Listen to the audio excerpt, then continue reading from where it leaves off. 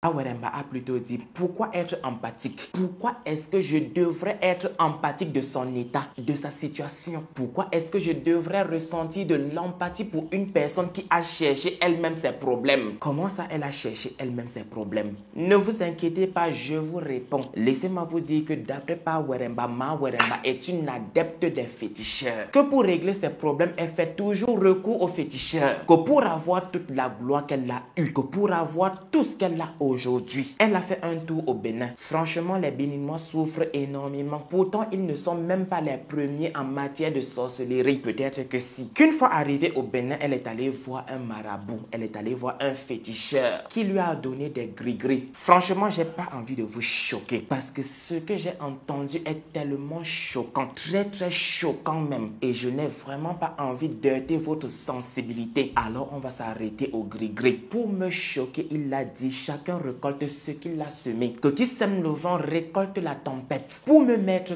KO, il a dit que l'état de sa femme est tellement grave que si on dit qu'elle est morte, c'est qu'elle est morte. Que chaque jour qui passe est un combat, une véritable lutte pour sa vie. Maintenant, à la question de savoir, monsieur Paweremba, tu n'as plus espoir qu'elle s'en sorte vivante du chute? Paweremba a tout simplement répondu qu'il s'en fout, qu'il s'en bat le steak, qu'il s'en fout royalement qu'elle s'en sorte ou pas. Laissez-moi maintenant à mon tour vous mettre KO. Paweremba a dit, si elle meurt, ça ne me dérange pas. Si elle s'en sort du chute vivante, ça ne me dérange pas. Dans tous les cas, que la volonté de Dieu soit faite. Nous sommes toujours dans la lutte et je vais encore vous mettre KO pour une deuxième fois. Il a dit que ce n'est du tout pas une maladie ordinaire. Si c'était une maladie ordinaire, il allait ressentir de l'empathie. Il serait peut-être allé au Cameroun pour assister sa femme. Mais puisqu'elle a touché les gris-gris pour être où elle est, franchement, ça ne le dérange pas. Franchement, il s'en fout, il s'en bat le steak. Pour vous dire que oui, Paweremba a confirmé que sa femme est folle. Que si elle est folle, c'est tout simplement parce qu'elle n'a pas respecté les conditions du marabout. Que son féticheur béninois lui avait demandé de faire plusieurs sacrifices. Elle n'a du tout pas accompli tous les sacrifices qu'elle devait accomplir. Mais que par contre, le marabout a dit qu'il ne voit pas la mort dans sa vie. Que peut-être elle va s'en sortir, comme peut-être elle ne va pas s'en sortir. Mais qu'avec ses 4 yeux, il ne voit pas la mort. Seul Dieu maintenant peut décider de son sort. Pour maintenant clôturer avec cela, sa famille me demande aujourd'hui de compatir.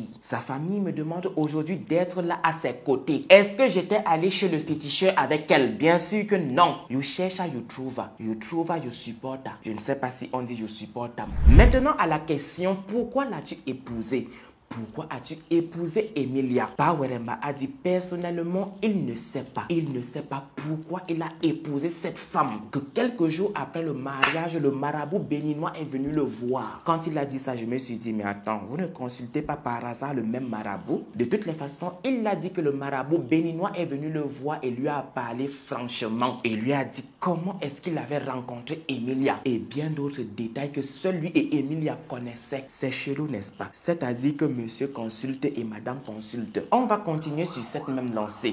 C'est-à-dire qu'on va continuer de parler mariage. Il a dit concernant son mariage qu'Emilia a fait croire à tout le monde que c'est elle qui avait financé le mariage. Pourtant, c'est faux. Très faux même. Qu'avant même le mariage, il a voulu le décaler. Il est allé voir le père d'Emilia pour dire je veux décaler le mariage. Emilia a dit non. Emilia a signé mordicus et que c'est elle qui a voulu ce mariage princier. Que c'est elle qui a voulu se marier à la vue de tous. Que maintenant, 2 semaines après le mariage, il était déjà dégoûté d'Emilia. Et que les 1 mois qu'il a fait au Cameroun, il a voulu divorcer 2 fois. Que quand il a parlé de divorce à Emilia, elle s'est déshabillée. Elle a pleuré comme jamais. Et elle a menacé de sauter la vie. Parce que pour elle, c'était la honte. Parce que pour elle, ça allait être la honte. Que pleurer toutes les larmes de son corps. Que menacer de se foutre la vie en l'air n'a pas suffi. Elle est descendue et elle est allée entrer dans sa voiture. Elle a démarré et elle voulait aller cogner sur le portail. Chic mari quand même, hein? Et maintenant que quand il est rentré en France après les 1 mois passés au Cameroun, il ne voulait plus d'Emilia. Voilà pourquoi il a fait 1 an et demi avant de revoir Emilia. Ou du moins avant de retourner au Cameroun. C'est chaud, n'est-ce pas? Hyper chaud, n'est-ce pas? Je vous assure que si je n'avais pas ce ventilateur,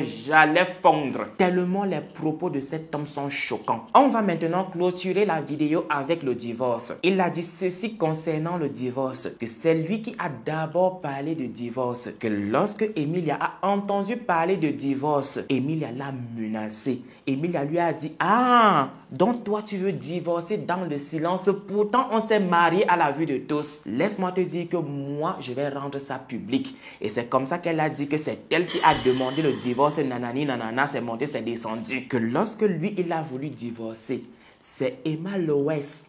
Oui, Emma Loès est toujours au milieu de ce genre d'histoire. Qu'il a supplié de 23h jusqu'à 6h du matin. Emma Loès lui a dit, pardon papa, ne jette pas de l'opprobre sur ma soeur. Pardon papa, ne fais pas honte à ma soeur. Pardon papa, ne la divorce pas. Et maintenant, quand ils se sont revus en France avec le Molard, ils se sont encore parlé. Très personnellement, c'est ici que moi je m'arrête. Oh là là, c'est du lourd. C'est vraiment du lourd. Ici, je ne peux pas juger. Je ne peux pas juger. Mais je peux juste donner, donner un conseil. Un conseil pour ce que j'ai écouté. La vie ici nous montre tellement de choses. Et ce qu'on voit, et voici un truc qu'on dit tous les jours, ce qu'on voit sur les réseaux sociaux, ce n'est pas ce qui est derrière. Ce n'est pas nécessairement ce qui est derrière l'écran. Ce qui est affiché, ce qu'on affiche sur Internet n'est pas réellement ce qui se passe derrière. Regardez de telles choses. Tout d'abord, moi, je souhaite prompt rétablissement à elle, à Coco Emilia. Même si elle a quoi actuellement? Trop de choses. Lorsque c'est une personnalité publique et c'est normal que les gens, chacun va dire ce qu'il pense. Les gens vont tout dire parce qu'elle est connue sur les réseaux sociaux. Les gens vont venir, chacun va dire ce qu'il pense, chacun va... Maintenant, même si elle a quoi, c'est seulement de demander, parce que même si quelqu'un t'a offensé, dès lors que la personne se sent est souffrant, dès lors que la personne meurt ou dès lors que la personne n'est pas bien dans sa chair, tu dois juste souhaiter le bonheur à la personne. Parce que c'est pas quand la personne va mourir que tu vas, tout ce que vous avez eu va être bien ou quoi. Donc, moi je souhaite prompt rétablissement à elle, qu'elle guérisse. Si elle guérit, que tout ce qu'on a déclaré, si c'est vrai, si elle peut prendre conscience, qu'elle prenne conscience. Et voici une chose qu'on doit toujours marquer en bille rouge, que tout ce qui est sur le net n'est pas forcément ce qui est derrière. Donc, plusieurs personnes arrêtent d'envier dès lors qu'ils voient quelque chose, d'envier directement. Dans ce monde-ci, ce n'est pas comme ça que ça marche.